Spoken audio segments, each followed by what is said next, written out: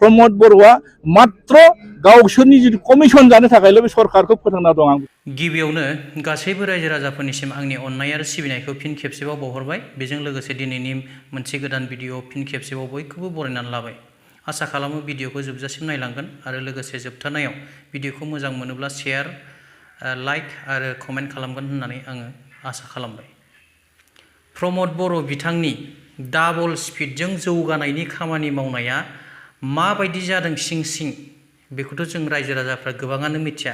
नाथाय BPFनि MCLA बिथां press Mushahary बिथाङा रायजो राजाफोरनि सिगाङाव आथिखालनि BTR सरकारनि सिङाव थानाय एबा जौगाथायनि खामानि मावनाया माबायदि जादों बेखौ गुवारैनो फोरमायदों खौरांगिरिफोरनि सिगाङाव।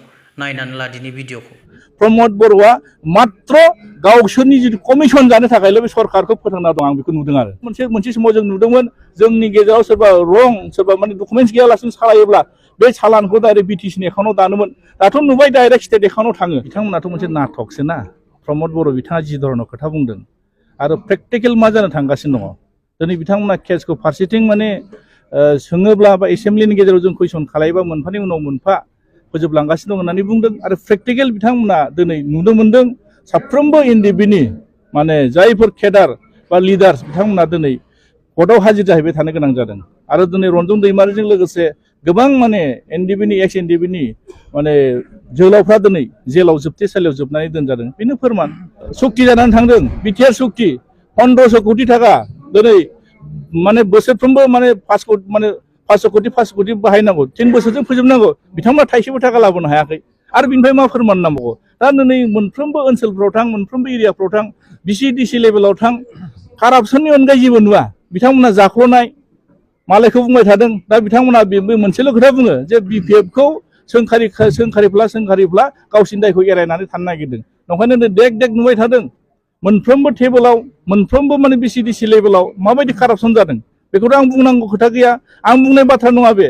साफ्रोमबो जायफोर बेनिफिसियारि जायफोर थिकादारफ्रानो बुंदों देग बुंबाय थादों आरो बिथांमोना फोरमान बिफ्लाबाय थादों। दिनै बिथांमोना जुदि हस्साके जुदि BTC ओनसोलखौ उन्नयन बा जौगानायनि खामानि मावदोंब्ला माथो नुसाराखै मा मावनो हादों बिथांमोना। नंखायनो दिनै बिथांमोना जितु बोसोरिया जितु बाजेट थांनाय बारनि जितु माने 22 आरो 23 आव जानाय बाजेट बोसोरिया बाजेट 722 कोटि थाखा बेखौनो बिथांमोना एक्सटेनसन खालायनांदों।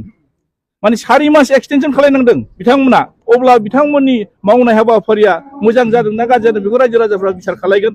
आरो दा जितु नै बे बोसोरनि जुदि 22 माने 23 आरो 24नि जितु बाजेट 800 कोटि थाखा बे 800 कोटिया दिनै बिथांमोना दासिमहालागैबो 5 इनस्टलमेन्टखौ लाबोनो हायाखै। बिथांमोना बेखौ सोङोब्ला बुङो फैसाखौ हिसाब लाबाय थायो।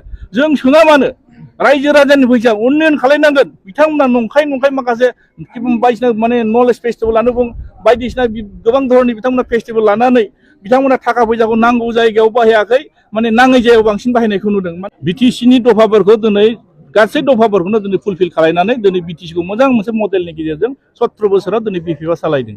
दा BTRनि दफाखौ दिनै 11टा दफाखौ दिनै बिथांमोना मोनबेसे दफाखौ दिनै फुलफिल खालायदों बे मोनसे 1 नम्बर डिफारेन्स नोंथांमोना बिजिरना नायबानो जाबाय। आरो दिनै 17 बोसोराव BTC ओनसोलनि रुपरेखा बेसेबां माने उन्नयन जादों बेखौ रायजो राजा बिचार खालायगोन। सोरबा प्रमद बर' बुंबानोथ' बेहाय जानाय नङाना। सोरबा दिनै गबिन्द बसुमतारी बिथांमोन बुंबानो जानाय नङा। दानि बर्थमान UPPL सरकारनि GM UPPL सरकारनि मेम्बार गासैबो बुंबाथ' जानाय नङा। बेखौ रायजो राजाफ्रासो बिजिरगोन। लामानिफ्राय लानानै दालांनिफ्राय लानानै लाइमोनफोरखौ साख्रि होनायनिफ्राय लानानै मोनफानि उनाव मोनफा 17 बोसोराव दिनै BPFनि मावनायखौ रायजो राजाफ्रा गनायनायनि थाखायनो दिनै नाम्बारसखौबो BPFआ 17टा मोनदोंमोन। 17टा मोननायनि गेजेराव दिनै BPFआ सरकार दानो खाबु मोननांगोन। माखासे कनस्पिरेसि खालायनानै दिनै BTCनि जितु मान मर्यादाखौ गाहायाव लांनो थाखाय प्रमद बर'मोननि थाखायनो दिनै BTCआ दंस' जानो थांगासिनो दङ।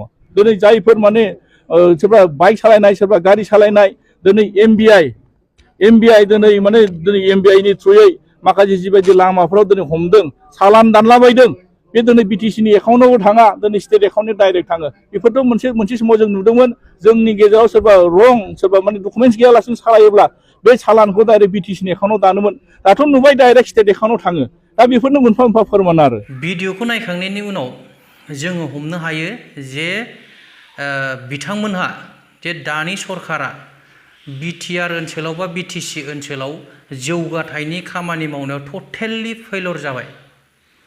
टटेलि फेलर जाबाय बे बिथांनि बे फ्रेस मुसाहारि बिथांनि जिहेतु बिबुंथि बेनि गेजेरजों जोङो सिदा सिदि जों हमनो हाबाय दे नैबे सरकारा आथिखालनि सरकारा दानि जोंनि जौगाथायनि खामानि मावनायाव टटेलि फेल मानोना बिथांमोनहा गावसिनि गोसो बायदि मोनसेबो खामानिखौ मावनो हायाखै दिनै जोंनि BTR एग्रिमेन्टनि पेकेजफोरखौबो बिथांमोनहा लानानै फैनो हायाखै मावफैनो हायाखै डेभेलपमेन्टनि खामानि आरो माखासे बिनि अनगायैबो गुबुन गुबुन दफाफोर दङ एग्रिमेन्ट हिसाबै मावफुंनांगौ बेखौबो मोनसेबो मावफुंनो हायाखै दिनैसिम बबेबा मोनसे दफाखौ मावफुंजाबाय होननानै खोन्थानोथ' जेबो गैया दा बिनिखायनो बिथांनि बुंनाया जोबोद ओंथि गोनां होननानै आं सानदों दा रायजो राजा नोंथांमोनहा मा सानो बिथांनि बिबुंथिनि सायाव प्लिज कमेन्ट खालामहरदो आरो बोसोन हरदो प्लिज UPPLआव नांथाबनानै थाबोनाय सासे मुस्लिम सम्प्रदायनि दैदेनगिरि बिथां शाहजाहान आली आहमेदा UPPL दोलोखौ नागारबाय दा बिथाङा UPPL दोलोखौ मानो नागारखो भिडिअनि गेजेरजों नायनानै ला दिनै খালি সংখ্যালঘুসকল নহয় প্ৰতিটো জাতি জনগোষ্ঠী কোন সুখী আছে তেখেতে কৈছিল যে সকলোৰ মাজত এটা পিস বিল্ডিং বনাব শান্তিৰ পৰিবেশ আনিব ক'ত শান্তিৰ পৰিবেশ আহিল আজি উচ্ছেদৰ কাৰণে আজি কম পক্ষে 2 লাখ মানুহ আপোনাৰ সন্ত্ৰস্ত হৈ আছে গৰাখহনীয়াগ্ৰস্ত মানুহ বা বিভিন্ন প্ৰাকৃতিক দুৰ্যোগত যিসকল মানুহ ভূমিহীন হৈ আছে বা আগৰ পৰা ভূমিহীন নাগৰিক হৈ আছে চৰকাৰী মাটিত বসবাস কৰি আছে তেওঁলোককতো পাট্টা দিম বুলি কৈছিলে আমাৰ চৰকাৰ গঠন হোৱাৰ লগে লগে তেওঁলোকক পাট্টা দিয়া হ'ব আজি ক'ত পাট্টাৰ বিপৰীত দেখোন আপোনাৰ উচ্ছেদৰ জাননীহে দিয়া হৈছে আপন আসলতে ন্যায়ালয়ক দোষাৰোপ কৰি পূৰ্বৰ চৰকাৰক দোষাৰোপ কৰি তেখেতে নিৰ্দিষ্ট ভূমি নীতি প্ৰস্তুত নকৰি মানুহক এক বিভ্ৰান্তকৰ এক পৰিৱেশৰ সৃষ্টি কৰিব বিচাৰিছে